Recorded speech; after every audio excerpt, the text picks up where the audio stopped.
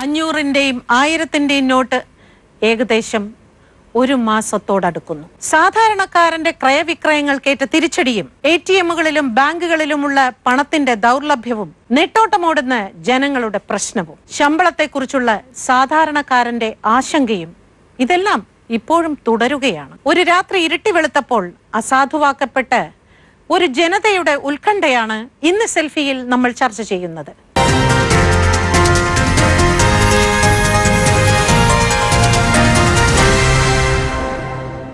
ഇവിടെ നിന്ന് ഇവരെല്ലാരും കൂടി ചെന്ന് UDF-ഉം LDF-ഉം ഒരുമിച്ച് ചെന്ന് ചിദംബരത്ത് ഞാൻ പറഞ്ഞോട്ടെ ചിദംബരത്തിനെ ചെന്ന് കണ്ട് ഇത് പറ്റില്ല എന്ന് പറഞ്ഞു. ഇതിന്റെ അടിസ്ഥാനത്തിലാണ് നവംബർ 8 പ്രധാനമന്ത്രിയുടെ പ്രഖ്യാപനത്തിന് ശേഷം വന്ന ഗസറ്റ് നോട്ടിഫിക്കേഷനാണ്. ആകെ ഇറക്കിയ ഗസറ്റ് വിജ്ഞാപനം ഇതേ ഉള്ളൂ. 7116 കോടി എഴുതി തള്ളിയ ഇവർ തന്നെ ഈ പാവപ്പെട്ട കുട്ടികള് ഇപ്പം ബാങ്കിൽ നിന്ന് ലോൺ എടുത്ത് വിദ്യാഭ്യാസത്തിന് വേണ്ടി ലോൺ എടുത്ത് 847 കോടി രൂപ. അപ്പോൾ അന്ന് മന്ത്രി മറുപടി പറഞ്ഞതെന്നറിയാം, അതങ്ങനെ പറ്റുള്ളൂ. അവരെ ആ പൈസ പിടിക്കുന്നതിന് വേണ്ടി റിലയൻസിനെ ചുമതലപ്പെടുത്തിയിരിക്കുകയാണ്. അപ്പോൾ അത് നമ്മുടെ രാജ്യത്തുള്ള സാധാരണക്കാരുടെ ജീവിതം വഴിമുട്ടുകയല്ലേ ചെയ്യുന്നത്. നിങ്ങൾ തെറ്റായി ധരിച്ചിരിക്കുകയാണ്. അത് പറയാൻ എനിക്ക് ഒരു മിനിറ്റ് തരണം. ഈ എഴുതിത്തള്ളുന്ന വാക്ക് തന്നെ തെറ്റാണ്. അല്ല ഞാൻ പറഞ്ഞോട്ടെ സുഹൃത്തെ, നിങ്ങൾ ചോദിച്ചതിന് മറുപടി ഞാൻ പറഞ്ഞോട്ടെ. എഴുതിത്തള്ളി എന്ന് പറയുന്ന വാക്ക് തന്നെ തെറ്റാണ്. ഇവര് ബാലൻസ് ഷീറ്റ് തയ്യാറാക്കുമ്പോ ഈ നോൺ പെർഫോമിംഗ് അസറ്റ്സ് കൂടാതിരിക്കാൻ വേണ്ടി പറഞ്ഞോട്ടെ റഹീമെ, ബാലൻസ് ഷീറ്റിൽ നിന്ന് മാറ്റിയിട്ട് ഇവർക്കെതിരായിട്ട് നടക്കുന്ന പ്രൊസീഡിങ്സും തുടരും. ഇപ്പോൾ നിങ്ങൾ പറയുന്ന മല്യയ്ക്കെതിരായിട്ട് മാറ്റിയെന്ന് പറഞ്ഞിട്ട് ഇന്ന് ഫ്ലൈറ്റ് അദ്ദേഹത്തിന്റെ ഫ്ലൈറ്റുകളെ ലേലത്തിൽ വെച്ചിരിക്കുക. ഇപ്പോൾ 9000-നും 10,000 കോടി രൂപയുടെ അസറ്റ്സ് കണ്ടുകെട്ടിയ ഷെയർ ഉൾപ്പെടെ. എന്നിട്ട് ഞാൻ പറയട്ടെ, ഇത് കഴിഞ്ഞതിന് ശേഷം ഈ സർഫസി ആക്ട് അനുസരിച്ചോ DRT അനുസരിച്ചോ ഇവർക്കെതിരെ പ്രൊസീഡിങ്സ് തുടരും. കിട്ടുന്ന സമയത്ത് ഈ പൈസ ബാങ്കിലെ ഉദ്യോഗസ്ഥരുണ്ടല്ലോ, ഇവർക്ക് ഈ അവരെ ബാലൻസ് ഷീറ്റിന് അവരെ ഈ പ്രോഫിറ്റ് ഷീറ്റിനകത്ത് ആ ഷീറ്റിനകത്ത് ഉൾപ്പെടുത്തി ബാങ്കിന്റെ പ്രോഫിറ്റ് ആയിട്ട് കാണിക്കും. ഒത്തുതീർപ്പ് എഴുതിത്തള്ളണമെങ്കിൽ ഒരൊറ്റ വഴിയേ ഉള്ളൂ. ഞാനും നിങ്ങളും ബാങ്കും കസ്റ്റമറുമായിട്ട് ഒരു ധാരണ ഉണ്ടാക്കി 1 ടൈം സെറ്റിൽമെന്റോ 2 ടൈം സെറ്റിൽമെന്റോ എത്ര ടൈം സെറ്റിൽമെന്റോ ആക്കിയിട്ട് നിങ്ങൾ 1 ലക്ഷം രൂപ തരാനുണ്ട്, 50,000 രൂപ തന്നാൽ മതി, 50 എഴുതിത്തള്ളാം എന്ന് പറഞ്ഞ് റൈറ്റ് ഓഫ് ചെയ്യാനേ പറ്റൂ. അല്ലാതെ തള്ളി പറ്റില്ല. ഇത് തുടരും നടപടി. അതാണ് സംശയം. നിങ്ങൾ വിജയമല്ലിക്ക് പറഞ്ഞല്ലോ ഈ ടെക്നിക്കൽ പദങ്ങൾ, അത് വിദ്യാർത്ഥികൾക്ക് എന്തുകൊണ്ട് ചെയ്തുകൂടാ? വിദ്യാർത്ഥികൾക്ക് എഴുതിത്തള്ളുന്നോ, കർഷകർ എഴുതിത്തള്ളുന്നുണ്ടല്ലോ. കാർഷിക കടം എങ്ങനെ എഴുതിത്തള്ളുന്നത്? കാർഷിക കടം എങ്ങനെയാണ് എഴുതിത്തള്ളുന്നത്? ഞാനൊന്ന് ചോദിക്കട്ടെ സുഹൃത്തെ, അല്ല ഞാനൊന്ന് ചോദിക്കട്ടെ, നിങ്ങൾ ഈ ബാങ്ക് എന്ന് പറഞ്ഞാൽ അത് പോയിട്ട് സാർ, നിങ്ങളുടെ MP-മാരുടെ കണക്ക് 8-ാം തീയതിക്ക് ശേഷം ഇത് ഭൂമി തട്ടിപ്പിന്റെ പേര് പറഞ്ഞ നിങ്ങളുടെ പാർട്ടി നേതാവ് ആണ് ഇതിന്റെ 8-ാം തീയതിക്ക് മുമ്പ് ഇന്ത്യയിലെ എല്ലായിടത്തും ഭൂമി വാങ്ങിക്കൂട്ടിയതായ ഒരു വാർത്ത വന്നിരിക്കുന്നു. അദ്ദേഹത്തിന്റെ മുമ്പിൽ തന്നെ ഈ കണക്ക് കൊടുക്കണമെന്നാണ് പറഞ്ഞിരിക്കുന്നത്. എന്തുകൊണ്ടാണ് അദാനിയുടെ കണക്ക് വിവരാവകാശം വഴി അദ്ദേഹത്തിന് നിങ്ങൾ കൊടുത്ത കണക്കുകളുടെ വെളി കൊടുക്കാത്തത്? നിങ്ങൾ ആരെയാണ് നിങ്ങൾ എന്ത് തെറ്റിദ്ധരിപ്പിക്കുക?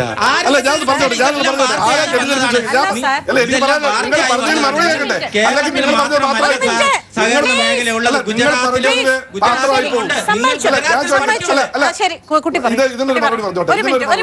വിദ്യാർത്ഥി എന്ന നിലയിൽ കുറച്ച് വസ്തുക്കൾ അറിയാൻ വേണ്ടി സാറിനോട് ചോദ്യം. സാർ ആദ്യം പറഞ്ഞല്ലോ, ഈ നമ്മുടെ സാമ്പത്തിക രംഗത്ത് ഒരു മാറ്റം വരുത്താൻ വേണ്ടി കൊണ്ടുവന്ന ഒരു നടപടി. അതിലാദ്യം നമ്മുടെ GDP ബേസ് ചെയ്ത് ഞാൻ ഒരു കാര്യം ചോദിക്കാൻ ആഗ്രഹിക്കുന്നുള്ളൂ. നമ്മുടെ ഇന്ത്യ മഹാരാജ്യത്തെ GDP-യുടെ ഏകദേശം 60% ബ്ലാക്ക് മണി ഇന്ന്, അതായത് നമ്മുടെ മഹാരാജ്യത്തുള്ള എന്നുള്ള കണക്കുകൾ സൂചിപ്പിക്കുന്നുണ്ട്. അത് 60% എന്ന് പറയുമ്പോൾ നമ്മുടെ ഇന്ത്യ മഹാരാജ്യത്തെ GDP-യുടെ 60% എന്ന് പറയുമ്പോൾ നമുക്ക് ഒരിക്കലും കുറച്ച് കാണിക്കാൻ പറ്റുന്ന ഒരു കണക്കല്ല. ആ 60%, അതായത് കള്ളപ്പണത്തിന്റെ മൊത്തം വരുന്ന ശതമാനത്തിൽ വെറും 4% മാത്രമേ ഈ 500-ന്റെ നിരോധിക്കപ്പെട്ട 1000-ന്റെ നോട്ടുകൾ വരുന്നുള്ളൂ. ബാക്കി ഉള്ള കാര്യങ്ങൾ, ബാക്കി 96% മറ്റു രീതികൾ, അതായത് ഗോൾഡ് അല്ലെങ്കിൽ വെളിയിൽ ഉള്ള മറ്റ് ബാങ്കുകളിലെ നിക്ഷേപം എന്നെല്ലാ രീതികളിലും ഇവിടെ ഇപ്പോഴും നിലനിൽക്കുന്നുണ്ട്. അതിന് അങ്ങനെ കാര്യങ്ങൾ നിലനിൽക്കുമ്പോൾ ഈ 4% ഉള്ളതല്ല ഞാൻ പറഞ്ഞിട്ട്, 4% ഉള്ള കാര്യങ്ങൾ 4% വേണ്ടി ഒരു തീരുമാനം എടുത്തപ്പോൾ അതിനുള്ള ക്രെഡിബിലിറ്റി ചോദ്യം ചെയ്യുന്നു. ഒരു സംശയമുണ്ട്. അത് തീർത്തും ഏതൊരു സാധാരണക്കാരൻ, എനിക്കാലും ഇവിടെ എത്തിയിരിക്കുന്ന പലർക്കാലും ഈ സ്റ്റുഡിയോയിൽ നിൽക്കുന്ന ആർക്കാലും ഉണ്ടാകുന്ന ഒരു സംശയമല്ല സാർ.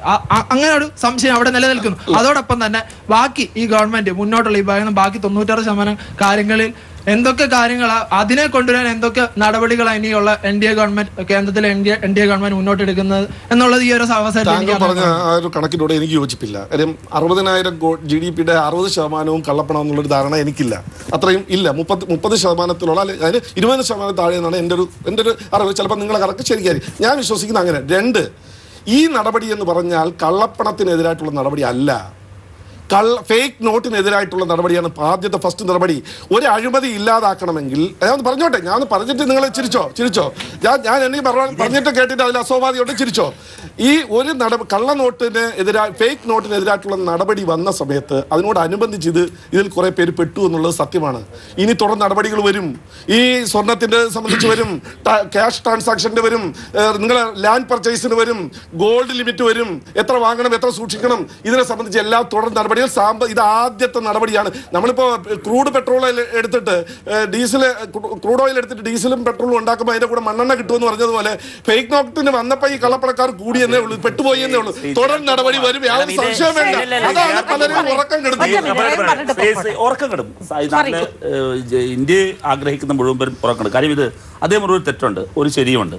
ഒന്ന്, ഇത് ഇനിയും നടപടി ഉണ്ടാകും, ശരിയാണ്. പക്ഷെ ഇത് ആദ്യത്തതല്ല എന്ന് അദ്ദേഹം പറഞ്ഞല്ലോ. ഇനിയും നടപടി ഉണ്ടാകും, ആ ഭാഗം ശരിയാണ്. പക്ഷെ അദ്ദേഹം പറഞ്ഞത് ആദ്യത്തല്ല. 91 മുതൽ ഇന്ത്യയിൽ നടപ്പിലായിക്കൊണ്ടിരിക്കുന്ന സാമ്പത്തിക പരിഷ്കരണത്തിൻ്റെ, അതിൽ കോൺഗ്രസ് ഉണ്ട്, BJP ഉണ്ട്, ആ സാമ്പത്തിക പരിഷ്കരണത്തിൻ്റെ ഒരു വല്ലാത്ത ഘട്ടത്തിലാണ് ഇവർ നടപ്പിലാക്കിയിരിക്കുന്നത്.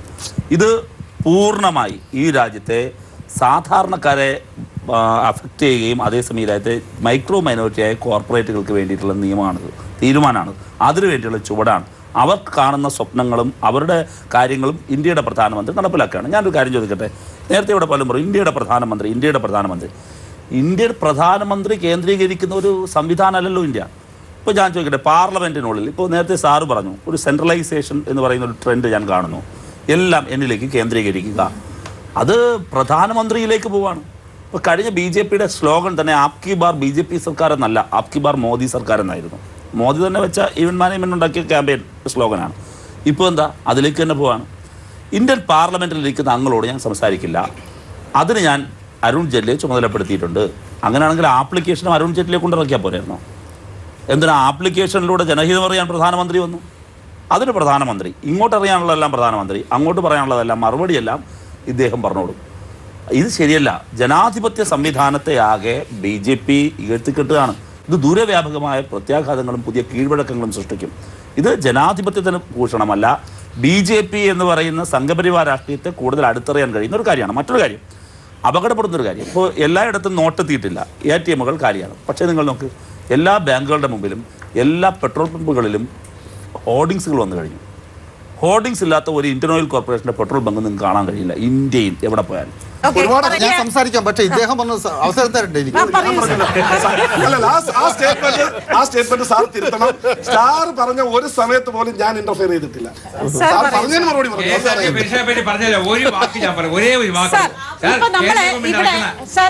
ഇവിടെ അഭിപ്രായം പറഞ്ഞ പല പ്രായക്കാരാണ് അല്ലെ, മധ്യവയസ്സായവരും പ്രായമായവരും ചെറുപ്പക്കാരും എല്ലാം ഒരേ അഭിപ്രായം തന്നെയാണ് പറയുന്നത്. ഇന്ത്യ എന്ന് പറയുന്ന ഒരു ജനാധിപത്യ രാജ്യം അല്ലെ.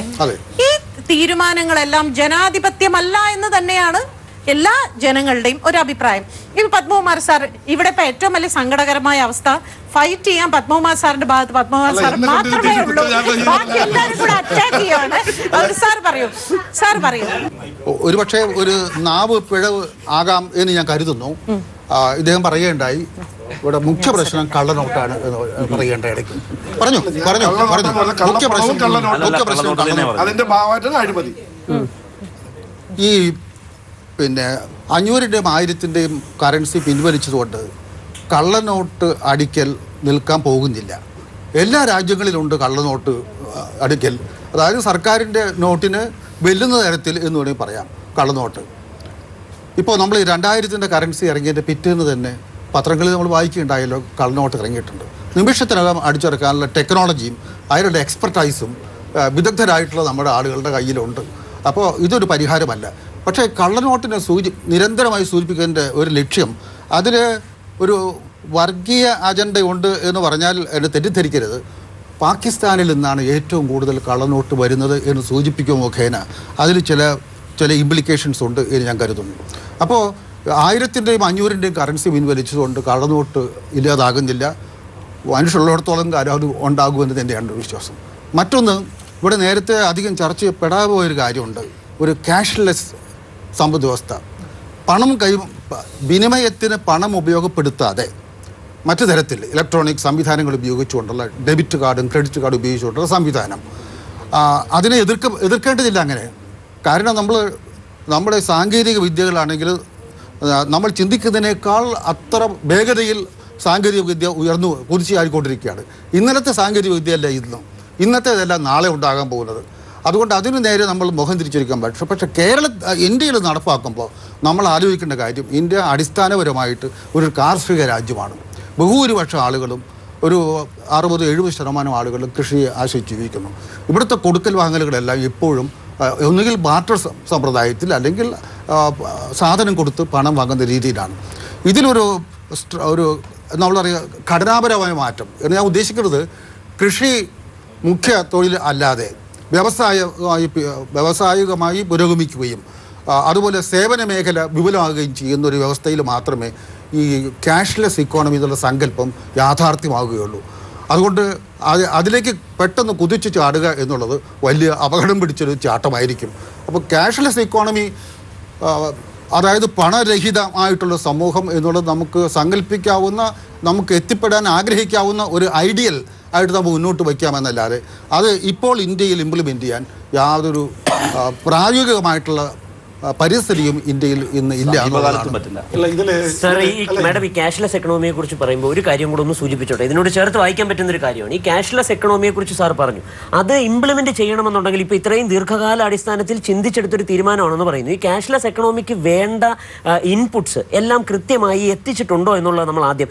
POS മെഷീൻ, ഈ നമുക്ക് എല്ലാവർക്കും അറിയാം, സ്വൈപ്പിംഗ് മെഷീൻ കൊണ്ടാണല്ലോ ഈ ക്യാഷ്ലെസ് എക്കണോമിയുടെ ബേസ് എന്ന് പറയുന്നത്. ഒന്ന് സ്വൈപ്പിംഗ് മെഷീനാണ്. ഇപ്പം റഹീം സാഹോ പറഞ്ഞ പോലെ ഈ പറയുന്ന ആമസോണും ഈ ഓൺലൈൻ ട്രാൻസാക്ഷനും വിട്ടാൽ നമ്മുടെ സാധാരണ ജനങ്ങളെ ഏറ്റവും കൂടുതൽ പോകുന്നത് പെട്രോൾ പമ്പിൽ പോയാൽ കാർഡ് കൊടുക്കുന്നു, അവർ സ്വൈപ്പ് ചെയ്യുന്നു. ഈ സ്വൈപ്പിംഗ് മെഷീൻ കൃത്യമായി എല്ലായിടത്തും ലഭ്യമാക്കിയിട്ടുണ്ടോ?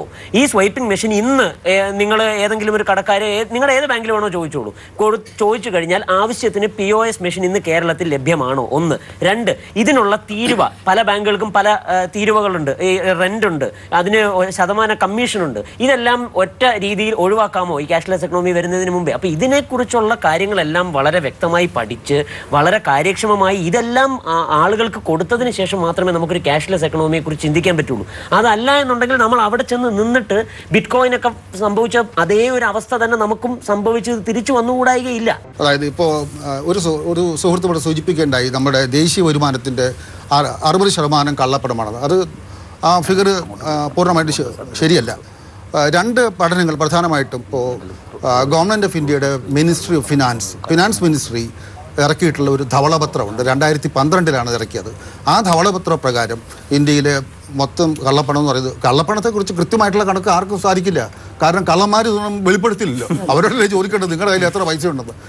അപ്പോൾ നമുക്ക് ഊഹിക്കാനേ കഴിയുള്ളൂ. ആ കണക്ക് പ്രകാരം 21-22% GDP-യുടെ ദേശീയ വരുമാനത്തിൻ്റെ 21-22% കള്ളപ്പണം. അതേപോലെ 2007 കുറച്ചുകൂടി പിന്നോട്ട് പോയാൽ ലോകബാങ്ക് നടത്തിയിട്ടുള്ള പഠനമുണ്ട്. ഈ രണ്ട് പഠനങ്ങളാണ് പ്രധാനമായിട്ടും ആശ്രയിക്കാവുന്നത്. പക്ഷെ നമ്മൾ ചിന്തിക്കേണ്ട ഒരു കാര്യം, ഇന്ത്യയിൽ മാത്രമല്ല കള്ളപ്പണം.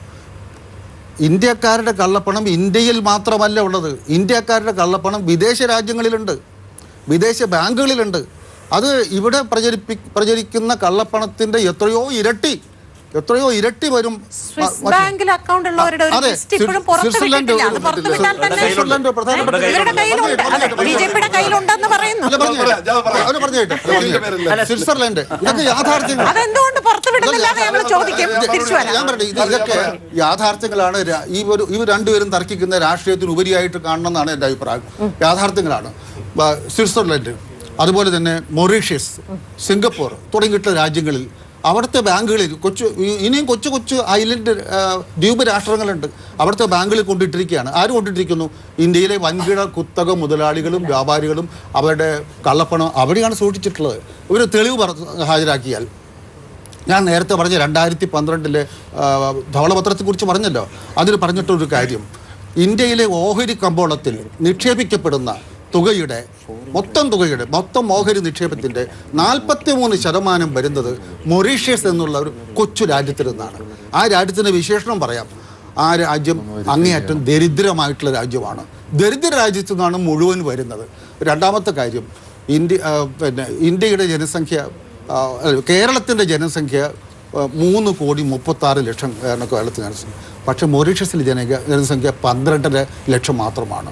കേരളത്തിൻ്റെ വിസ്തൃതിയേക്കാൾ 1/5 മാത്രമാണ് മൊറീഷ്യസ്. ഈ കൊച്ചു രാജ്യത്തു നിന്നാണ് ഇത് മുഴുവൻ ഒഴുകിയെത്തുന്നത്. അപ്പോൾ ഇവരുടെ കള്ളപ്പണം മുഴുവൻ നിക്ഷേപിച്ചിട്ടുള്ളത് അവിടെയാണ്. അത് തിരിച്ചെടുക്കാൻ എന്തെങ്കിലും ഒരു ഉപാധി, എന്തെങ്കിലും മാർഗം തെളിയുന്നുണ്ടോ? ഈ 500 രൂപ 1000 നോട്ട് പിൻവലിച്ചുകൂടെ എന്നുള്ള പ്രശ്നം. 1-ാം തീയതിക്ക് ശേഷം ട്രഷറിയിൽ പെൻഷൻ വാങ്ങുന്നവർക്കും ശമ്പളം കൊടുക്കുന്നവർക്കും പണമുണ്ടോ കൊടുക്കാൻ? ഇല്ല, ഉണ്ടാവില്ല. പറയട്ടെ, ഈ 1-ാം തീയതി നേരത്തെ ഞാൻ അതിലാ തുടങ്ങിയത്. ഇപ്പോൾ കേരളത്തിന്റെ അവസ്ഥയാണെങ്കിൽ ധനകാര്യ വകുപ്പ് മന്ത്രി പറഞ്ഞത് ഈ മാസം പ്രശ്നം ഉണ്ടാകാൻ സാധ്യതയില്ല എന്ന് ഗവൺമെന്റ് കാര്യം പറഞ്ഞത്. പക്ഷെ പക്ഷെ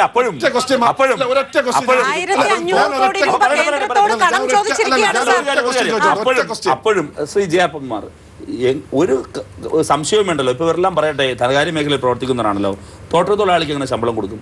നിർമ്മാണ മേഖലയിൽ എങ്ങനെ തൊഴിലാളി ശമ്പളം കൊടുക്കും? 1-ാം തീയതിയിലെ ശമ്പളം സർക്കാർ ജീവനക്കാരന്റെയും കോർപ്പറേറ്റുകളുടെയും ശമ്പളം മാത്രമല്ല, അസംഘടിത മേഖലയിലെ തൊഴിലാളികളുണ്ട്.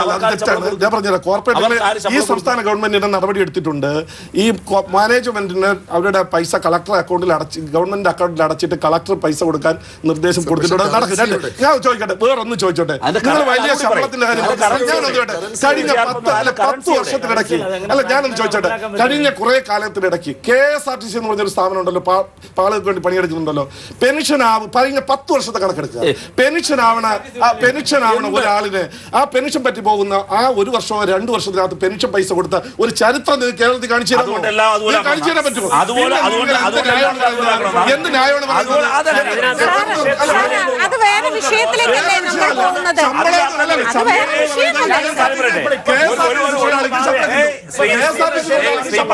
ശ്രീ പത്മകുമാർ, ഒരു കുറവുണ്ടെങ്കിൽ ആ കുറവിനെ ജനറലൈസ് ചെയ്യാനല്ല. ഇതാണ് നിങ്ങൾ കാണിക്കുന്നത്. ഇതാണ് കാണിക്കുന്നത്. ഇതാണ് കാണിക്കുന്നത്. ഞാൻ ചോദിക്കട്ടെ, മാന്യമായിട്ട് 10 പിള്ളേർക്ക് പുസ്തകം സമയത്ത് അടിച്ചു കൊടുക്കാൻ അവർക്ക് കഴിഞ്ഞിട്ടുണ്ടോ? ഇത്രയും സങ്കീർണമായ പ്രശ്നം കൈകാര്യം ചെയ്തത് 2012 റേഷൻ കാർഡ് തീർന്നു. ഇന്ന് വരെ റേഷൻ കാർഡ് കൊടുക്കാൻ കഴിഞ്ഞിട്ടില്ല. ഇവരാണ് ഇത്രയും സങ്കീർണമായ പ്രശ്നം ഒരു ദിവസം കൊണ്ട് പരിഹരിക്കണമെന്ന് പറയുന്നത്. പ്രശ്നം സങ്കീർണമാണ് അദ്ദേഹം പറഞ്ഞല്ലോ. ഞാൻ ഈ സങ്കീർണമായ പ്രശ്നം ഉണ്ടായതല്ല, ഉണ്ടാക്കിയതാണ്. സങ്കീർണമായ പ്രശ്നം കൈകാര്യം ചെയ്യുമ്പോൾ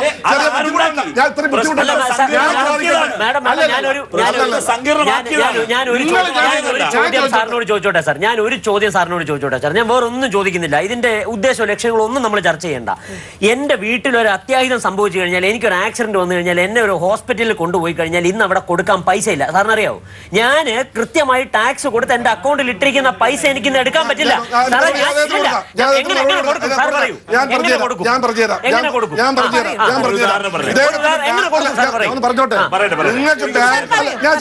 ബാങ്ക് ജീവനക്കാരനാണ് ഞാൻ പറഞ്ഞുതരാം. നിങ്ങൾ പറയാൻ അവസരം തന്നാൽ മതി. ഞാൻ പറഞ്ഞോട്ടെ, സംസാരിക്കല്ലേ. നിങ്ങൾ ഈ ഞാൻ പറഞ്ഞു തരുന്നിട്ട് നിങ്ങൾ മറുപടി പറയാം. പൂർണ്ണമായി പറയാൻ അവസരം തരണം. രാത്രി ഒരു 12 മണിക്കാണ് നിങ്ങൾക്ക് ഈ ആക്സിഡന്റ് പറ്റിയത്. നിങ്ങളുടെ ബാങ്കിൽ പൈസ ഉണ്ട്. നിങ്ങൾ നേരത്തെ എത്ര വരെ എടുക്കുമായിരുന്നു? 40,000 കൂടുതൽ ഒരു ബാങ്കിൽ നിന്ന്. ഞാൻ പറഞ്ഞോട്ടെ സുഹൃത്തെ, എടുക്കാൻ പറ്റുമോ? ഇപ്പൊ ഇതേ വ്യവസ്ഥ ഉണ്ട്. നിങ്ങൾക്ക് ഇപ്പൊ കിംസിനകത്ത് ഒരു ആക്സിഡന്റ് പറഞ്ഞോട്ടെ. നിങ്ങൾ കിംസിനകത്ത് കിംസിന് ഒരു സർക്കാർ ആശുപത്രി. ഞാൻ ചോദിച്ചോട്ടെ, ഞാനൊന്ന്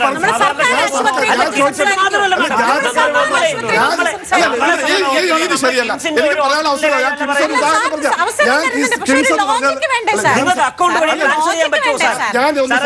ഞാനൊന്ന് സംസാരിച്ചോട്ടെ പ്ലീസ്. അല്ലെങ്കിൽ നിങ്ങൾ സംസാരിക്കാൻ ഞാൻ മിണ്ടാതിരിക്കാം. ഞാൻ പറഞ്ഞുതരാം. കിംസ് എന്ന് പറഞ്ഞ ഒരു എക്സാമ്പിൾ ആണ് ഞാൻ പറഞ്ഞത്. നിങ്ങൾ ഏത് സ്വകാര്യ ആശുപത്രിയിൽ ചെന്നാലും നിങ്ങൾക്ക് ബാങ്കിൽ പൈസ അവിടെ പൈസ അടയ്ക്കണമെന്നുണ്ടെങ്കിൽ അവരുടെ അക്കൗണ്ട് നമ്പർ മാത്രം വാങ്ങിക്കൊണ്ട് വന്ന് നിങ്ങളുടെ ബാങ്കിൽ കൊടുത്താൽ ട്രാൻസ്ഫർ ചെയ്ത് കൊടുക്കും. നിങ്ങൾ ബാങ്ക് മാനേജറല്ലേ? അറിയില്ലേ അത്? എന്തുകൊണ്ടറിയില്ല? നിങ്ങൾക്ക് 1 ലക്ഷം രൂപ ഒരു സ്വകാര്യ ഹോസ്പിറ്റലിൽ അടയ്ക്കണമെന്നുണ്ടെങ്കിൽ അവരോട് പറഞ്ഞിട്ട് അവരുടെ അക്കൗണ്ട് വാങ്ങിക്കൊണ്ട് വന്നാൽ കൊടുക്കും.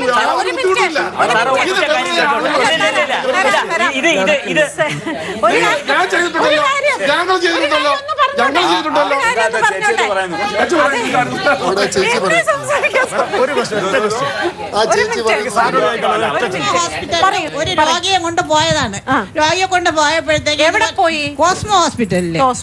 അന്നേരം പറഞ്ഞ് എന്റെ മരുന്നിന് അവിടെ ടിക്കറ്റ് എടുത്തപ്പോഴേ പറഞ്ഞു ഞങ്ങൾ കാർഡ് എടുക്കത്തില്ല, ക്യാഷ് തന്നെ വേണമെന്ന്. അവരുടെ കയ്യിൽ ക്യാഷ് ഇല്ല. ക്യാഷ് ഇല്ലാതെ അവർ ഈ രോഗി എവിടെ കൊണ്ടുപോകും?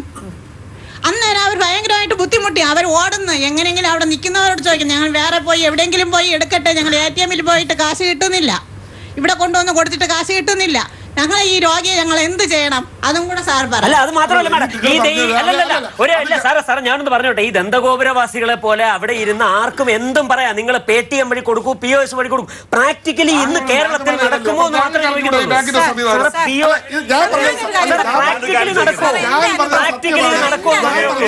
ഒറ്റ കാര്യം ഞാൻ ആദ്യം പറഞ്ഞ ഈ പ്രശ്നമാണ് ഉന്നയിച്ചത്. അതാണ് ഇദ്ദേഹം പറഞ്ഞത്. അതായത് ഇന്ത്യയിലെ നിലവിലുള്ള നിയമപ്രകാരം അയാള് നികുതി കൊടുക്കുന്ന പണം, ഈ നിക്ഷേപകർ എന്ന് പറഞ്ഞാൽ ആരാ?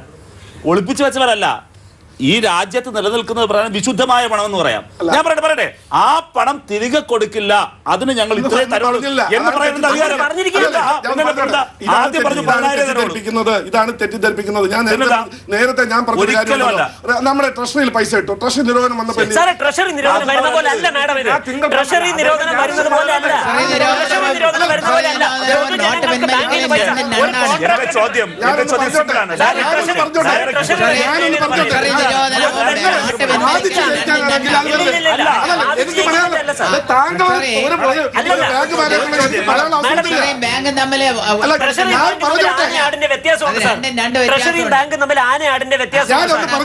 പറഞ്ഞത് ഒരു സ്ഥാപനത്തിൽ നിരോധനം വരുമ്പോൾ നമുക്ക് റെസ്ട്രിക്ഷൻ വരും.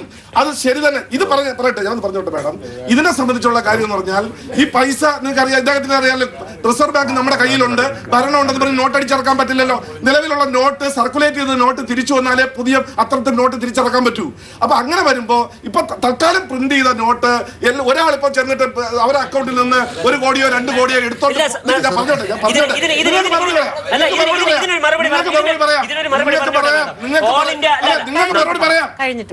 നിങ്ങൾ സമാധാനപ്പെടും. ഇപ്പൊ ഒരു ചെസ്റ്റ് കുറച്ച് പൈസ വരുമ്പോ ഇത് ഏതെങ്കിലും ഒരു പണക്കാരൻ ഈ പൈസ മൊത്തം അയാള് റൈറ്റ് ഉണ്ട്, ഇട്ട പൈസ എടുക്കണമെന്ന് പറഞ്ഞാൽ അദ്ദേഹത്തിന് വേണമെങ്കിൽ വിഡ്രോ ചെയ്തുകൊണ്ട് പോവാം. അത് ഒഴിവാക്കിയിട്ട് ഈ കിട്ടുന്ന 1 ലക്ഷം അല്ലെങ്കിൽ 2 കോടിയോ അല്ലെങ്കിൽ 1 കോടിയോ പൈസ ഡിസ്ട്രിബ്യൂട്ട് ചെയ്ത് എല്ലാവരുടെ കയ്യിലും എത്തിക്കുന്നതിന് വേണ്ടി മാത്രമാണ് ഈ റെസ്ട്രിക്ഷൻ. പിന്നെ ഒരു കാര്യം കൂടി ഇദ്ദേഹം പറഞ്ഞിട്ട് മറുപടി പറഞ്ഞു. റിസർവ് ബാങ്കിന്റെ ഇതിനെയൊന്നും അട്ടിമറിക്കാനൊന്നും ഒരു ഗവൺമെന്റ് കഴിയില്ല. ഇന്ത്യയിൽ ഈ പാർലമെന്റിന് ആണ് അധികാരം, ഭരണകൂടത്തിനല്ല. അതുപോലെ കോടതികൾക്ക് അത് ചോദ്യം ചെയ്യാൻ പറ്റും. ഭരണഘടനാ വിരുദ്ധമായി എന്ത് നിലപാട് ഒരു ഗവൺമെന്റ് എടുത്താലും അൺകോൺസ്റ്റിറ്റ്യൂഷണൽ എന്ന് പറയാനുള്ള അവകാശം കോടതിക്കുണ്ട്. ഇവിടെ പാർലമെന്റിനാണ് പവർ, മറ്റു രാജ്യങ്ങളിലൊക്കെ ഗവൺമെന്റിനാണ് പവർ. ആ പാർലമെന്റിന് പവർ ഉള്ളിടത്തോളം കാലം ഇതൊന്നും ആശങ്കപ്പെടേണ്ട. അതുകൊണ്ടാണ് MA ബേബി ഉണ്ടാക്കിയ മറ്റേ സ്വാശ്രയ നിയമം കുറച്ച് കഴിഞ്ഞപ്പോൾ കോടതി പറഞ്ഞു ഇത് അൺകോൺസ്റ്റിറ്റ്യൂഷണൽ ആണെന്ന് പറഞ്ഞത്. അതുകൊണ്ട് പരമാധികാരം കോടതിക്കാണ്. അതിന് ഈ ഭരണഘടനയുടെ അടിസ്ഥാന തത്വങ്ങൾ മറികടന്നുകൊണ്ട് ഒരു നിയമനിർമ്മാണം നടത്താൻ പറ്റില്ല. 23,000 ലക്ഷം കോടി രൂപ ഈ രാജ്യത്ത് കള്ളപ്പണം ഉണ്ടെന്ന് നമ്മുടെ പ്രധാനമന്ത്രി പറഞ്ഞു. ഞാൻ അധികാരത്തിൽ വന്നാൽ അത് ഇവിടത്തെ കള്ളപ്പണം പിടിച്ച് ഓരോ ഇന്ത്യക്കാരനും 15 ലക്ഷം രൂപ വീതം അക്കൗണ്ടിൽ ഇട്ട് കൊടുക്കുമെന്ന് പറഞ്ഞ് 2.5 വർഷമായി ഈ മോദി ഭരണത്തിൽ വന്നിട്ട് നടന്നില്ലല്ലോ. ഒന്നുകൂടെ 2 കാര്യത്തിന് അദ്ദേഹം മറുപടി പറഞ്ഞു. ഒന്നുകൂടെ, ഇന്ത്യയുടെ 2 വർഷം RBIയുടെ ഗവർണറായിരുന്നു ഡോക്ടർ മൻമോഹൻ സിംഗ്. 5 കൊല്ലം ഇന്ത്യയുടെ ഫൈനാൻസ് മിനിസ്റ്റർ ആയിരുന്നു. 10 കൊല്ലം പ്രൈം മിനിസ്റ്റർ ആയിരുന്നു. അദ്ദേഹം ചോദ്യം ചോദിച്ചു. ഇപ്പോഴത്തെ പ്രധാനമന്ത്രിക്ക് മിണ്ടാട്ടമില്ല. ഈ രാജ്യത്ത് അധ്വാനിച്ച് കഷ്ടപ്പെട്ട് ബാങ്കിലിട്ട എനിക്ക് എടുക്കാൻ പറ്റില്ല എന്ന് പറയുന്ന ലോകരാഷ്ട്രത്ത് ഇന്ത്യയിലല്ലാതെ ഏതെങ്കിലും ഇതൊന്നും പറഞ്ഞോട്ടെ. താങ്കൾ പറഞ്ഞ മൻമോഹൻ സിംഗിന്റെ മഹത്വം പറഞ്ഞല്ലോ. ഈ ഭരണത്തിൽ ഇരിക്കുമ്പോൾ പൊതു ഖജനാവിൽ നിന്ന് 12 ലക്ഷം കോടി രൂപ മന്ത്രിമാരും എല്ലാവരും കൂടെ അടിച്ചോണ്ട് പോയ രാജ്യം ലോകത്ത് ഏത് രാജ്യമുണ്ട്?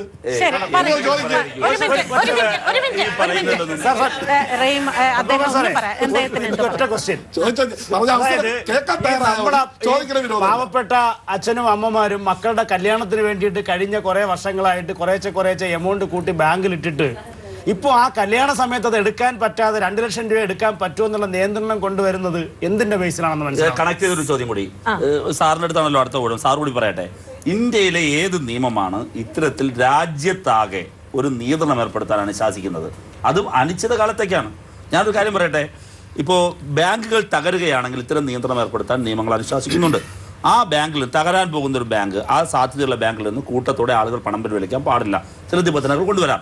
ഇത് കാശ്മീർ മുതൽ കന്യാകുമാരി വരെ ഇന്ത്യ സർക്കാരിനെ വിശ്വസിച്ച് ഇന്ത്യയുടെ ബാങ്കിങ് സംവിധാനത്തിൽ കൊണ്ട് പണം നിക്ഷേപിച്ച അവർക്ക് വേണമെങ്കിൽ ചാക്കി കെട്ടി വെക്കായിരുന്നു. അവരത് ചെയ്തില്ല. അങ്ങനെയുള്ള സംശുദ്ധരായ ഇന്ത്യൻ ജനതയെ നിങ്ങൾ ക്യൂവിൽ നിൽക്കണം, പണം വേണമെങ്കിൽ വിരൽ നീട്ടി തരണം, അതിൽ ചാപ്പ കുത്തണം, തരില്ല, ഇത്രയും തരുള്ളെന്ന് പറയാൻ ഏത് നിയമമാണ് നിങ്ങൾ അനുശാസിക്കുന്നത്? അല്ല, ഇതൊക്കെ ഒരു ശക്തമായ ഒരു പ്രതിപക്ഷം ഈ രാജ്യത്തില്ലാത്തതിന്റെ അപര്യാപ്തത കാണിക്കുന്നത്. ശക്തമായ ഒരു പ്രതിപക്ഷമുള്ള രാജ്യമാണ് ഇന്ത്യയെങ്കിൽ ഒരിക്കലും ഇത് നടപ്പിലാക്കാൻ കഴിയില്ല. ഈ ചെറുപ്പക്കാരൻ എന്തോ ചോദിക്കാനുണ്ട്, പറയും. ബാങ്ക് അക്കൗണ്ട് വഴി ട്രാൻസ്ഫർ ചെയ്യാം, ഓൺലൈൻ ട്രാൻസാക്ഷൻ നടത്താം, അങ്ങനെയൊക്കെ പറഞ്ഞു. ഇപ്പൊ ഇവിടെ കൂട്ടത്തിലിരിക്കുന്ന എല്ലാവർക്കും ATM അക്കൗണ്ട്, ബാങ്ക് അക്കൗണ്ട് ഉണ്ടാവും, ID പ്രൂഫ് ഉണ്ടാവും, ഒക്കെ ഉണ്ടാവും. പക്ഷെ ഇന്ത്യൻ്റെ പോപ്പുലേഷൻ 120 കോടി നേരത്തെ പറഞ്ഞു. അതിൽ 30 കോടിയോളം ആൾക്കാർക്ക് ID പ്രൂഫ് ഇല്ല ഇന്ത്യയിൽ. അവരെന്ത് ചെയ്യും? അതുമല്ല 50 കോടിയോളം ആൾക്കാർക്ക് അക്കൗണ്ട് ഇല്ല, ബാങ്ക് അക്കൗണ്ട് ഇല്ല. അപ്പൊ ഇവരൊക്കെ എങ്ങനെ? അത് വളരെ ജെനുവിൻ ആയ ഒരു ക്വസ്റ്റ്യൻ.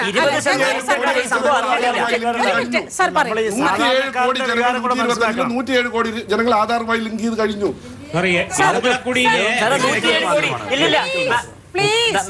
മാഡം ഇതിനകത്ത് ഒരു കാര്യം പറഞ്ഞോട്ടെ. ഇദ്ദേഹം പറഞ്ഞല്ലോ ആധാറിന്റെ പെനിട്രേഷൻ പെർസെന്റേജ്, ഇടുക്കിയിലെ ആധാറിന്റെ പെനിട്രേഷൻ പെർസെന്റേജ് ഇടുക്കി ജില്ലയിൽ നിന്ന് 107% എന്ന് പറഞ്ഞാൽ 100 പേരുണ്ടെങ്കിൽ 107 ആധാർ ബാങ്ക് ലിങ്ക് ചെയ്ത് കഴിഞ്ഞു എന്നാണ് പറയുന്നത്. ഇതാണ് കണക്ക്. ഇത്തരത്തിലുള്ള കണക്ക് വെച്ചിട്ടാണ് സംസാരിക്കുന്നത്. ഈ പറയുന്ന മുഴുവൻ പ്രോസസ്സും ഒരു നടപ്പിലാക്കുന്നത് ഈ ഞാൻ ഓരോരുത്തരോട് ചോദിക്കാം, ഇതിനെ എങ്ങനെ മറികടക്കും? ഒരു സാധാരണ വീട്ടമ്മ എന്നുള്ള നിലയിൽ ഈ പ്രശ്നത്തെ എങ്ങനെ മറികടക്കും? എത്ര നാൾ ഇനിയും ഇതിന്റെ പിന്നാലെ പോരാടേണ്ടി വരും എന്ന് ഭയമുണ്ടോ? തീർച്ചയായിട്ടും ഇതിനെ ഇപ്പം മറികടക്കാൻ ആസിറ്റിസ് ഇപ്പോൾ ഒരു റെമഡി ഇവർ പറയുന്നില്ല. ഇപ്പോൾ എന്താണ് ഒരു വീട് വാടക അല്ലെങ്കിൽ ഒരു ഫ്ലാറ്റിൻ്റെ വാടക? ഇപ്പോൾ നമ്മളൊരു പ്രൊഫഷണൽ കട, സാധാരണ പ്രൊഫഷണൽ കടയിൽ പോകണം, എത്ര രൂപ വേണം ഒരാഴ്ചത്തേക്കുള്ള നമ്മുടെ എക്സ്പെൻസ് മാത്രം മീറ്റ് ചെയ്യാൻ? അല്ലെങ്കിൽ ഒരു fruits what ever it may, ഇതൊക്കെ നമ്മൾ മീറ്റ് ചെയ്യേണ്ടതാണ്. ഈ 24 ഇപ്പോഴത്തെ എൻ്റെ അവസ്ഥ, ഇപ്പം എനിക്ക് ഒരു പക്ഷേ എനിക്ക് ATM-ൽ പോയി എടുക്കാം, അല്ലെങ്കിൽ ഈ മണിയോ ഈ ട്രാൻസ്ഫർ എന്തെങ്കിലും ഉപയോഗിക്കാം. പക്ഷേ സാധാരണ ഒരു ഗ്രാമത്തിൽ താമസിക്കുന്ന ഒരു പാവം വീട്ടമ്മ ഇതിനെപ്പറ്റി ഒന്നും കേട്ടിട്ടില്ല. അവർക്ക് ഉള്ളത് ചിലപ്പോൾ ഉണ്ടായിരിക്കുന്നത് ആ ജില്ലാ സഹകരണ ബാങ്കിൽ ഒരു അക്കൗണ്ട് ഉണ്ടാവും. അവർ കഷ്ടപ്പെട്ട ബുദ്ധിമുട്ട് പൈസ അതല്ല ഞാൻ പറയുന്നത്. ഇത് എവിടെ ചെന്ന് അവസാനിക്കും? ബാങ്കിലെ ഫയലുകൾ കംപ്ലീറ്റ് അല്ല, ഇത്രയും ജീവനക്കാർക്ക് ഇത് കൈകാര്യം ചെയ്യാൻ പറ്റുന്നില്ല. NPA കിട്ടാക്കടം, ഇത് സാധാരണ മല്ലിയുടെ കടത്തിനെ കുറിച്ചൊന്നും അല്ല നമ്മൾ പറയുന്നത്. സാധാരണ ആളുകളുടെ കിട്ടാക്കടങ്ങളും നമ്മൾ തന്നെയാണ് നോക്കിക്കൊണ്ടിരിക്കുന്നത്. കുറെ മാസങ്ങൾ എടുക്കും. ആസങ്ങൾ ഈ ജനങ്ങൾ ഈ ബുദ്ധിമുട്ട് സഹിച്ചു തീരുള്ളൂ. അതുകൊണ്ടാണ് ഞാൻ പറഞ്ഞത്, ഈ പറയുന്ന കോർപ്പറേറ്റുകൾക്കുള്ള എല്ലാ സൗകര്യവും ഞാൻ ഒന്ന് പറഞ്ഞോട്ടെ റഹീമേ, ചൈനയിലുണ്ട്. ഇന്ന് വരെ ഇങ്ങനെ ഒരു എപ്പിസോഡ് പോയിട്ടില്ല കേട്ടോ. ഒരു കാര്യം കൂടെ ചോദിച്ചോട്ടെ സാർ, ഒരു പക്ഷേ ഡിമോണിറ്ററൈസേഷനിലൂടെ അല്ലാതെ ഈ കള്ളപ്പണത്തിന് നമുക്ക് എങ്ങനെ ഒരു തീരുമാനം കൊണ്ടുവരാൻ? ഞാൻ ഇപ്പോഴും ചിന്തിക്കുന്നത്, ഇത് സൃഷ്ടിച്ചിട്ടുള്ള ഒട്ടേറെ പ്രശ്നങ്ങളുണ്ടെന്ന് പറഞ്ഞല്ലോ. നമ്മൾ ചിന്തിക്കേണ്ടത് ഇത് ജനങ്ങൾക്ക് ഉണ്ടാകുന്ന പ്രയാസങ്ങൾ ഒരു ഭാഗത്തും ഇതിൽ നിന്ന് കിട്ടുന്ന ഗുണഫലം മറുഭാഗത്തും. അത് നമ്മൾ സാധാരണ പറയുന്നത് കോസ്റ്റ് ബെനിഫിറ്റ് അനാലിസിസ് എന്ന് പറയാം. അതിൻ്റെ അടിസ്ഥാനത്തിൽ വേണമായിരുന്നു വാസ്തവത്തിൽ ഈ അൾട്ടിമേറ്റ് ആയിട്ടുള്ള തീരുമാനം എടുക്കാൻ. ഇത് ജനങ്ങൾക്ക് തീർച്ചയായിട്ടും ഗുണകരമല്ല എന്ന് തെളിഞ്ഞതിൻ്റെ ഏറ്റവും വലിയ സൂചനയാണല്ലോ 5 മുഖ്യമന്ത്രിമാരടങ്ങുന്ന ഒരു കമ്മിറ്റിയെ തന്നെ കേന്ദ്ര സർക്കാർ നിയമിച്ചത്. ഈ ഡിമോണിറ്റൈസേഷൻ, ഇപ്പൊ കള്ളപ്പണം ഒഴിവാക്കാൻ ഡിമോണിറ്റൈസേഷൻ അല്ലാതെ എന്ത് മാർഗം മാഡം പറഞ്ഞു? ഇതൊരു മാർഗമേ അല്ല. കാരണം കറൻസിയിൽ സൂക്ഷിക്കുന്ന കേവലം 6% മാത്രമാണ്. കള്ളപ്പണം വേറെ മേഖലയിൽ ഇൻവെസ്റ്റ് ചെയ്തിരിക്കുകയാണ്. റിയൽ എസ്റ്റേറ്റിലുണ്ട്, ഭൂമിയിലുണ്ട്. ഞാൻ ഇതിനകത്തേക്ക് വരാം. ഇനിയും ഞങ്ങൾക്ക് വരുന്നുണ്ടോ? നടപടിയാണ് വളരെ ഭീഷണമായ ഒരു സിറ്റുവേഷനിലേക്കാണ് നമ്മൾ പോയിക്കൊണ്ടിരിക്കുന്നത്. അതായത് 1.5 ലക്ഷം കോടി രൂപയുടെ കറൻസി മാത്രമാണ് ഇവിടെ ലഭ്യമായിട്ടുള്ളത്. ഞാൻ നേരത്തെ പറഞ്ഞു 14.18 ലക്ഷം കോടി കറൻസി, 1.5 ലക്ഷം കോടി രൂപയുടെ റിപ്പോർട്ടുകൾ വന്നതാണ്. വരാൻ പോകുന്നത് നാളെ മുതൽ ശമ്പളം വരുന്നു, പെൻഷൻ വരുന്നു, പൊതുമേഖലാ സ്ഥാപനങ്ങൾ, സർക്കാർ ജീവനക്കാരുടെ മാത്രം 10 ലക്ഷം പെൻഷനേഴ്സ് സർക്കാർ ജീവനക്കാരാണ്. കോടിക്കണക്കിന് രൂപയുടെ വിഡ്രോവൽ വരാൻ പോകുന്നു, പണമില്ല. ഞാൻ കോഴിക്കോട് നിന്ന് വരുന്നതാണ്. ഇവിടുത്തെ സ്ഥിതി എന്താണെന്ന് എനിക്കറിയില്ല.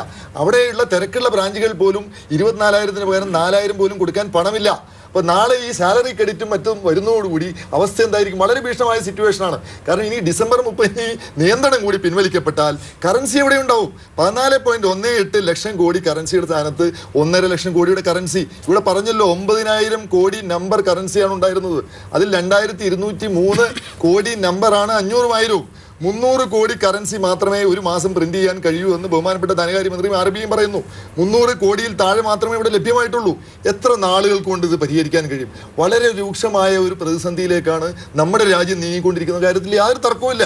ഒരു ബാങ്ക് മാനേജർ എന്ന നിലയ്ക്ക് ഞാനൊരു ചോദ്യം ചോദിക്കട്ടെ. അതായത് ഞാനൊരു ബാങ്കിൽ കണ്ട കാഴ്ചയാണ്, സാധാരണ വീട്ടമ്മ നേരത്തെ അനി പറഞ്ഞതുപോലെ തന്നെ ഈ ഭർത്താവ് അറിയാതെ ഒളിപ്പിച്ചും പാത്തും പതുങ്ങി ഇപ്പോഴും പല വീടുകളുടെയും ധനകാര്യമന്ത്രി എന്ന് പറയുന്നത് സ്വകാര്യമായിട്ട് ഇതൊക്കെ നിയന്ത്രിക്കുന്നത്, ഇപ്പോഴും അരിപ്പെട്ടിക്കകത്ത് പണം സൂക്ഷിച്ചു വെക്കുന്ന സ്വഭാവം നമ്മൾ മാറിയിട്ടേ ഇല്ല. നമ്മളെപ്പോഴും കടുകിന്റെ അവിടെ ഇവിടെയൊക്കെ 500, 1000 ഒക്കെ. അപ്പം ഞാൻ കണ്ട ഒരു കാഴ്ചയാണ്, പെട്ടെന്ന് ഒരു സുപ്രഭാതത്തിൽ ഇത് ഒന്നും ചെയ്യാൻ പറ്റാത്ത ഒരു അവസ്ഥയിൽ ബാങ്കിൽ ഇത്രയും രൂപ കൊണ്ടുവരുമ്പോൾ അവരും കള്ളപ്പണക്കാരാണോ? കാരണം അത് കണക്കിലില്ലാത്ത പണമാണ്. അതാണ് സംഭവിക്കുന്നത്. എന്റെ ഒരു സംശയമാണ്, അവര് കള്ളപ്പണക്കാരാണോ എന്നല്ല. സാർ ഒരു മിനിറ്റ്, സാറിലേക്ക് വരും. എന്റെ ഒരു സാധാരണ ഒരു ചോദ്യമാണ്. അപ്പോ ഞാൻ സാർ അങ്ങനെ പറയരുത്. ഇല്ല, ബാങ്ക് മാനേജറാണ് ഫേസ് ചെയ്യുന്നത്, നിങ്ങളല്ല ഫേസ് ചെയ്യുന്നത്. ഞാൻ കണ്ടതാണ്, ബാങ്കിൽ ഒരു സ്ത്രീ ഇരുന്ന് കരയുന്നത് ഞാൻ കണ്ടതാണ്. ഇപ്പോഴും ഇവിടെ ഭാര്യയുടെ പണം നിയന്ത്രിക്കുന്നത് ഭർത്താക്കന്മാരാണ്. സാർ അങ്ങനെ പറയരുത്. സാമ്പത്തിക സ്വാതന്ത്ര്യം വീണ്ടും സ്ത്രീക്ക് നഷ്ടപ്പെട്ടിരിക്കുകയാണ്. സാർ പറയൂ. അപ്പോൾ അത്തരം കാര്യങ്ങൾ ഇനി എങ്ങനെയാണ് ബാങ്ക് നിയന്ത്രിക്കുന്നത്? ഒരു ബാങ്കുമായിട്ടുള്ളൊരു എന്താ പറയാ, ഒരു ആത്മബന്ധവും സ്നേഹവും എല്ലാം ഒരു സ്ത്രീക്ക് നഷ്ടപ്പെടുകയാണ് അല്ലേ? പറയൂ. അല്ല മാഡം, ഇതിനകത്ത് ഈ ആദ്യം പറഞ്ഞത് അത്ര വസ്തുതയുണ്ടെന്ന് ഞാൻ വിശ്വസിക്കുന്നില്ല. അത് ഒരിക്കലും ഞാൻ വൗച്ച് ചെയ്യുന്നില്ല. കാരണം അതൊന്നും കള്ളപ്പണമല്ല. അത് വളരെ വ്യക്തമായിട്ട് നമുക്കറിയാം. ഒരു വർഷം 2.5 ലക്ഷം രൂപ വരെ ഒരു വ്യക്തിക്ക് ടാക്സ് അടയ്ക്കാതെ സമ്പാദിക്കാം. അപ്പം വീട്ടമ്മയുടെ കയ്യിൽ 2.5 ലക്ഷം രൂപ വരെ ഉണ്ടെങ്കിലും അവർക്ക് ഒരു വർഷം അക്കൗണ്ടിൽ നിക്ഷേപിക്കുന്നതുകൊണ്ട് വേറെ തെറ്റൊന്നുമില്ല. പക്ഷേ ഇതിൽ നമ്മളിപ്പോൾ ഏറ്റവും പ്രധാനമായിട്ട് ചിന്തിക്കേണ്ടത്, ഹൈഡ്രജൻ കത്തിച്ചാൽ നമുക്ക് വെള്ളം കിട്ടണം. പക്ഷെ അങ്ങനെയല്ല, ഹൈഡ്രജൻ കത്തിച്ചാൽ ഒരു പൊട്ടിത്തെറിയാണ് ഉണ്ടാകുന്നത്. അപ്പോൾ തിയറി അല്ല പ്രാക്ടിക്കലായിട്ട് നമുക്ക് ചെയ്യാൻ പറ്റുന്നത്. തിയറിയിൽ നമുക്ക് അങ്ങനെ പലതും പറയാം. ഇപ്പം POS വഴി യൂസ് ചെയ്യണം, അക്കൗണ്ട് എടുക്കണം, നിങ്ങളുടെ കയ്യിൽ പൈസ ഉണ്ടെങ്കിൽ നിങ്ങൾ ഉടനെ ബാങ്കിൽ ചെല്ലും, ഒരു അക്കൗണ്ട് എടുക്കും എന്നൊക്കെ പറയാം. ഇതൊരു ബാങ്കർ എന്നുള്ള രീതിയിൽ, ബാക്കിയുള്ള എല്ലാവരും പല കാര്യങ്ങൾ ചർച്ച ചെയ്യുന്നുണ്ട്. ഒരു ബാങ്കർ എന്നുള്ള രീതിയിൽ അവരുടെ കുറച്ച് കാര്യങ്ങളും കൂടെ ഞാൻ പറഞ്ഞ് അവസാനിപ്പിക്കാം. ഒന്ന്, ഈ ബാങ്കിൽ ഉണ്ടായിരിക്കുന്ന നഷ്ടങ്ങൾ ആര് നികത്തും? ഈ ബാങ്കിൽ കഴിഞ്ഞ 10, 18, 20 ദിവസമായി വന്നിരിക്കുന്ന പ്രശ്നങ്ങൾ, അബദ്ധങ്ങൾ, ഇത് എവിടെ ചെന്ന് അവസാനിക്കും? ബാങ്കിലെ ഫയലുകൾ കംപ്ലീറ്റ് അല്ല, ഇത്രയും ജീവനക്കാർക്ക് ഇത് കൈകാര്യം ചെയ്യാൻ പറ്റുന്നില്ല. NPA, കിട്ടാക്കടം, ഇത് സാധാരണ മല്ലിയുടെ കടത്തിനെ കുറിച്ചൊന്നും അല്ല നമ്മൾ പറയുന്നത്. സാധാരണ ആളുകളുടെ കിട്ടാക്കടങ്ങളും നമ്മൾ തന്നെയാണ് നോക്കിക്കൊണ്ടിരിക്കുന്നത്. ഒരു ബാങ്കിൽ ഇപ്പോഴത്തെ ലെവലിൽ ഓരോ ബ്രാഞ്ചിലും സ്ലിപ്പ് ചെയ്യാൻ പോകുന്നത്, അതായത് കിട്ടാക്കടത്തിലേക്ക് മാറാൻ പോകുന്നത് 90 ലക്ഷം മുതൽ 1 കോടി രൂപ വരെയാണ്. ഇതിന് പല കാരണങ്ങളുണ്ട്. ആളുകളെ കുറ്റപ്പെടുത്താൻ പറ്റില്ല. അവർക്ക് കൊണ്ടടയ്ക്കാൻ പൈസയില്ല. ബാങ്ക് ജീവനക്കാർക്ക് ഇതിന്റെ പുറകെ പോകാനും സമയമില്ല. 2, ബാങ്ക് ജീവനക്കാരുടെയൊക്കെ ആരോഗ്യം നശിച്ചുകൊണ്ടിരിക്കുകയാണ്. ഒരു കാര്യം പറയാം, 2005 ഫേക്ക് നോട്ട്, 2005 ഈ പറയുന്ന സോയിൽഡ് നോട്ട് പോളിസി പ്രകാരം ഈ കീറിയത് മുഷിഞ്ഞതുമായിട്ടുള്ള സാധനങ്ങളെല്ലാം കെട്ടിപ്പൊതിഞ്ഞ് ഒരു സ്ഥലത്ത് വെച്ചിട്ടുണ്ടായിരുന്നു. അത് എലി കരളാതിരിക്കാനൊക്കെ അതിനകത്ത് മുഴുവനും പെസ്റ്റിസൈഡ്സും ബാക്കിയുള്ള സാധനങ്ങൾ മുഴുവൻ അടിച്ചു വെച്ചിരിക്കുകയാണ്. ഈ നോട്ടില്ലാന്നും പറഞ്ഞിട്ട് കഴിഞ്ഞ 2 ആഴ്ച മുമ്പ് ഇതെല്ലാം കൂടെ എടുത്ത് ജനങ്ങൾക്ക് കൊടുത്തു. ഇതെല്ലാം പോകുന്നത് ബാങ്ക് ജീവനക്കാരിലൂടെയാണ്. ഈ പറയുന്ന ആളുകൾക്ക് അലർജി പ്രശ്നങ്ങൾ, രാത്രി 11 മണിവരെയൊക്കെയാണ് ബാങ്ക് ജീവനക്കാർ ബ്രാഞ്ചിൽ ഇരുന്നിട്ട് പോകുന്നത്. നാട്ടുകാരോട് ഉത്തരം പറയാൻ പറ്റുന്നില്ല. ഇനിയിപ്പോൾ അടുത്ത മാസമാകുമ്പോൾ അദ്ദേഹം പറഞ്ഞതുപോലെ തന്നെ ജനങ്ങൾ ബാങ്ക് കയ്യേറുന്ന ഒരവസ്ഥയിലേക്ക് വരുന്നതാണ് എനിക്ക് തോന്നുന്നത്. കാരണം കൊടുക്കാൻ കറൻസി ഇല്ല, അക്കൗണ്ടിൽ പൈസയുണ്ട്. ഇൻഫ്ലേഷനെ കുറിച്ച് സാമ്പത്തിക വിദഗ്ധർ അദ്ദേഹം പറയും. ഇൻഫ്ലേഷൻ നമുക്ക് എല്ലാവർക്കും അറിയാം, കേട്ടിട്ടുണ്ട്, വളരെ പണപ്പെരുപ്പം എന്ന് കേട്ടിട്ടുണ്ട്. ഡീഫ്ലേഷനാണ് ഇപ്പോൾ ഈ എക്കണോമിയിൽ സംഭവിച്ചുകൊണ്ടിരിക്കുന്നത്. ഡീഫ്ലേഷൻ, അതിന് ആര് ഉത്തരം പറയും? ഇതൊരു അപ്രഖ്യാപിത സാമ്പത്തിക അടിയന്തരാവസ്ഥയാണ് ഇപ്പോൾ നടന്നുകൊണ്ടിരിക്കുന്നത്. ഇപ്പോൾ നമ്മൾ പറയുന്നത്, ഇപ്പോൾ ഒരാൾ ബാങ്കിൽ കൊണ്ട് അയാളെ കഷ്ടപ്പെട്ടിടുന്ന പൈസ ഏത് സമയവും എടുത്ത് വിനിയോഗിക്കാൻ ഒരു നിയന്ത്രണം വെക്കാൻ പാടില്ല. ഞാൻ നേരത്തെ പറഞ്ഞല്ലോ, ഒരു അച്ഛനും അമ്മയും ഒരു മകളുടെ കല്യാണത്തിന് വേണ്ടിയിട്ട് കരുതിക്കൂട്ടി ബാങ്കിലിട്ടേക്കുന്ന പൈസ ആ സമയമാകുമ്പോഴത്തേക്ക് അവർക്ക് എടുക്കാൻ പറ്റില്ല എന്ന് പറഞ്ഞു കഴിഞ്ഞാൽ പ്രത്യേകിച്ചും അത് ഫേസ് ചെയ്യുന്ന സാധാരണക്കാരാണ്. അപ്പോൾ നമ്മൾ ഇന്ത്യ പോലുള്ള രാജ്യം എന്ന് പറഞ്ഞാൽ ശരിക്കും അത് വികസിത രാജ്യമല്ല, വികസ്വര രാജ്യമാണ്. അപ്പോൾ ഇവിടെ നമ്മൾ കൂടുതൽ നോക്കേണ്ട സാധാരണക്കാരെയാണ്. ഒരു 10% വരുന്ന ഈ കളപ്പണക്കാർക്ക് വേണ്ടിയിട്ട് ബാക്കി 90% വരുന്ന സാധാരണ ആൾക്കാർ സഫർ ചെയ്യുന്ന രീതിയിലൊരു നിയമം കൊണ്ടുവരുമെന്ന് പറഞ്ഞാൽ, നേരത്തെ പറഞ്ഞതുപോലെ പ്രാക്ടിക്കലായിട്ട് അത് ഇംപ്ലിമെൻറ്റ് ചെയ്യാൻ പറ്റുന്നൊരു ഇൻഫ്രാസ്ട്രക്ചർ ഒരുക്കിയിട്ട് വേണം അത് നടപ്പിലാക്കേണ്ടിയിരുന്നതാണ് നമുക്ക് പറഞ്ഞത്. ആവശ്യത്തിനുള്ള നോട്ട് നമുക്കിപ്പോൾ ഒരാൾ ബാങ്കിൽ ചെന്ന് കഴിഞ്ഞാൽ ഇപ്പോൾ തന്നെ പല ബാങ്കിലും ക്യാഷ് കൊടുക്കണമെന്ന് പറയുന്നുണ്ട്. അതായത് രാവിലെ മുതൽ 9 മണി വരെ ടോക്കൺ കൊടുക്കും. 9 മണിക്കകത്ത് ചെല്ലുന്ന ഒരാൾ വൈകിട്ട് 5 മണി വരെ നിന്ന് കഴിഞ്ഞാൽ ഈ 9 മണി വരെ ചെന്ന് ആണ്ട് ടോക്കൺ കൊടുത്ത് തീർക്കാൻ പോലും ബാങ്കുകാർക്ക് കഴിയുന്നില്ല. അപ്പോൾ 9 മണിക്ക് ശേഷം ചെല്ലുന്ന ആൾക്കാർക്ക് ഇപ്പോൾ കാശ് കിട്ടുന്നില്ല.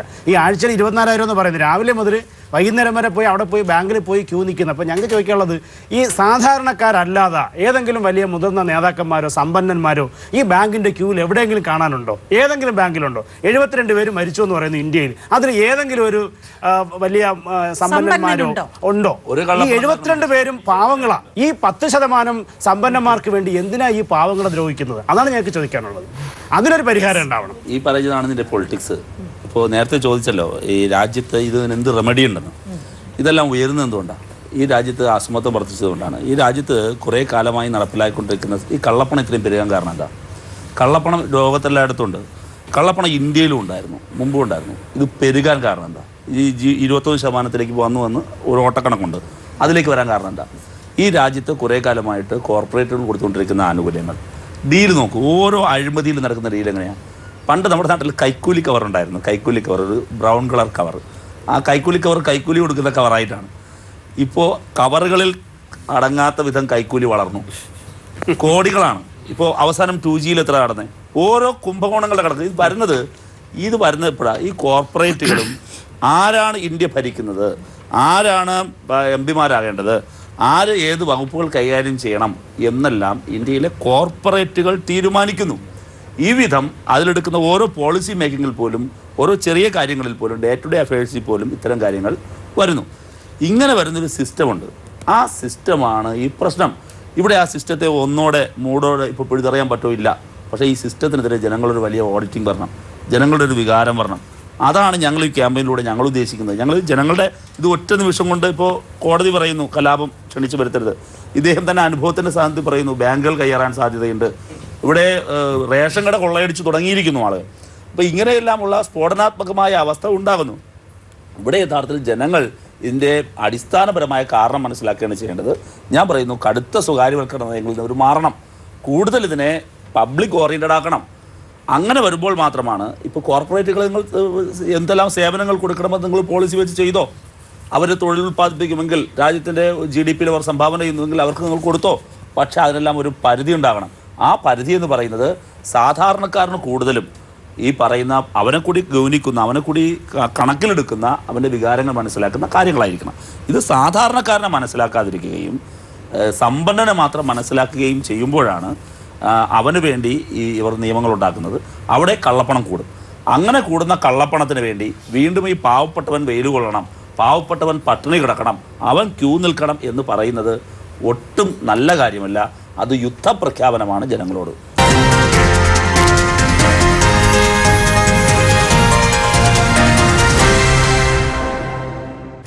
ഈ പ്രതിസന്ധി തീരാൻ എത്ര നാളെടുക്കും? നമ്മൾ ഇതുമായി പൊരുത്തപ്പെടാൻ എത്രമാത്രം സാധാരണക്കാരൻ ഈ ഒരു വാക്ക് മാത്രമേ നമ്മൾ ഉപയോഗിക്കുന്നത്. കാരണം ഇന്ത്യയിലെ ഏറ്റവും അധികം സാധാരണക്കാരൻ തന്നെയാണ്.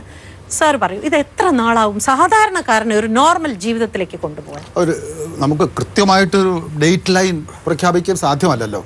എന്തായാലും മാസങ്ങൾ തന്നെ എടുക്കും ഇത് പൂർത്തീകരിക്കാൻ. കാരണം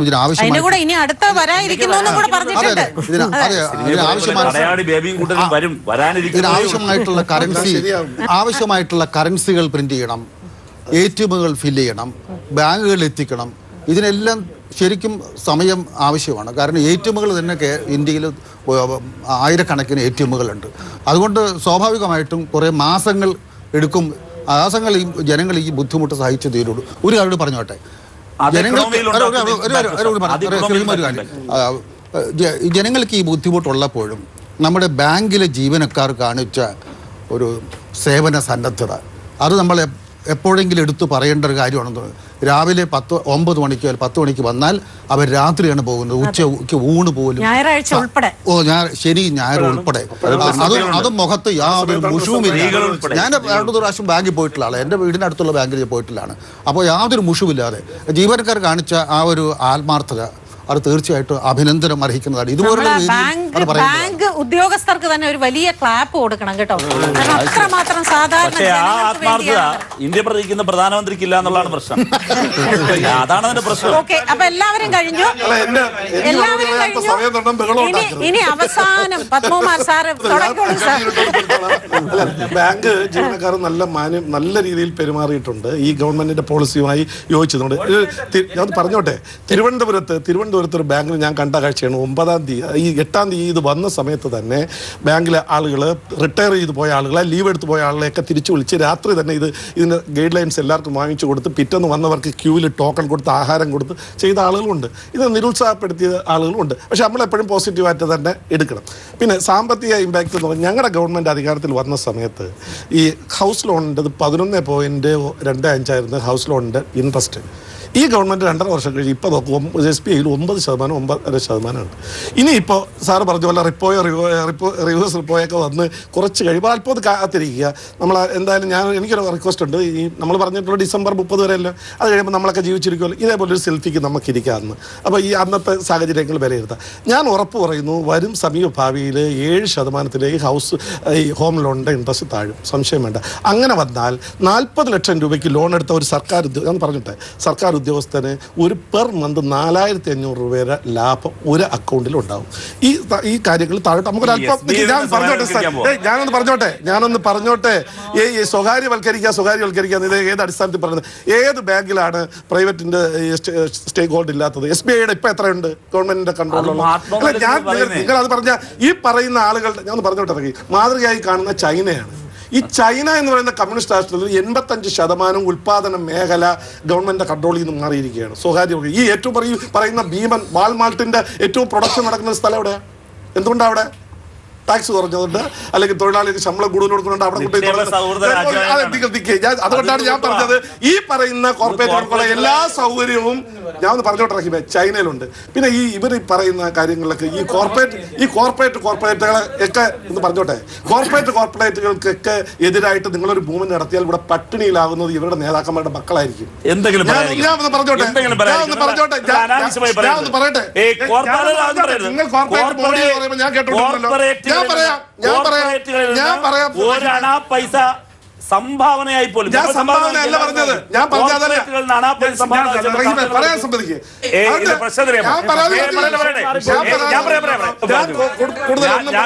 കോർപ്പറേറ്റുകളെ മൂടോടെ പിഴുതെറിയാനാകില്ല.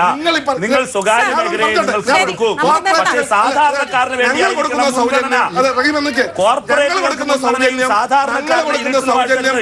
കഴിഞ്ഞ ബഡ്ജറ്റിൽ നിങ്ങൾ നോക്കിയാൽ മനസ്സിലാവും. സാർ സിമ്പിൾ ഒരു ചോദ്യം. സാധാരണക്കാരന് വീണ്ടും സാധാരണ രീതിയിൽ ജീവിക്കാൻ സാധിക്കുമോ എന്ന് മാത്രം പറഞ്ഞു. പ്രധാനമന്ത്രി വളരെ വ്യക്തമായിട്ട് പറഞ്ഞിട്ടുണ്ട്, നിയമപരമായി നിങ്ങൾ സ്വരൂപിച്ച ഒരു പൈസ പോലും നഷ്ടപ്പെടില്ല, അതിന് ഗ്യാരണ്ടി ഈ ഗവൺമെന്റ് ഉണ്ടെന്ന് പറഞ്ഞിട്ടുണ്ട്. അല്പ റെസ്ട്രിക്ഷൻസ് ഉണ്ട്, അത് സമീപഭാവിയിൽ ഉണ്ടാവും. ഒരു തടസ്സവും വേണ്ട.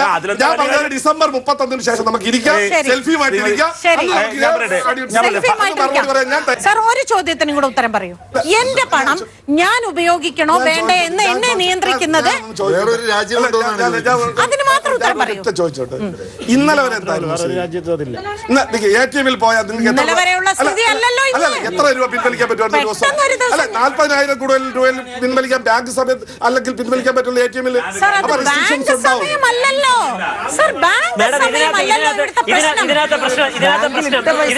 ആളുകളെ തെറ്റിദ്ധരിപ്പിച്ചുകൊണ്ടിരിക്കുകയാണ്. രാത്രി 12 മണിക്ക് ATM-ൽ പോയാൽ നിങ്ങൾക്ക് 24,000 രാത്രി 12 മണിയല്ല സാർ. കഴിഞ്ഞ 17 ദിവസമായിട്ടുള്ള പ്രശ്നമാണ്. കുറ്റവിചാരണ പോലെ അയ്യോ, സെൽഫിയിൽ ഇന്ന് വരെ ഇങ്ങനെ ഒരു എപ്പിസോഡ് പോയിട്ടില്ല കേട്ടോ. പല വിഷയവും നമ്മൾ ഇവിടെ ചർച്ച ചെയ്തിട്ടുണ്ട്. പക്ഷെ ഇതുപോലൊരു പ്രതിസന്ധി ഞാൻ അനുഭവിച്ചിട്ടില്ല. ശരിക്കും നോട്ട് ദ പോയിന്റ് എന്ന് പറയുന്നത്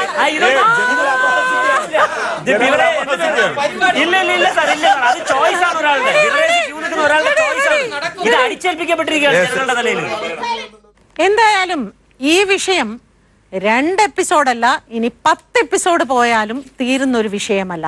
അത്രമാത്രം ഇവിടെ ബാധിക്കപ്പെട്ടിരിക്കുന്നത് സാധാരണക്കാർ തന്നെയാണ് എന്നതിൽ ഒരു സംശയവുമില്ല. അവരുടെ ആശങ്കകളും ആദിയും 2 എപ്പിസോഡിൽ തീരില്ല എന്നറിഞ്ഞുകൊണ്ട് തന്നെയാണ് ഞങ്ങൾ ഈ ചർച്ച ഇവിടെ നിർത്തുന്നത്. ഈ ചർച്ചയിൽ പങ്കെടുത്ത എല്ലാവർക്കും വളരെയധികം നന്ദി. ഒപ്പം മറ്റൊരു നല്ല വിഷയവുമായി വീണ്ടും അടുത്ത സെൽഫിയിൽ കാണാം. ബൈ.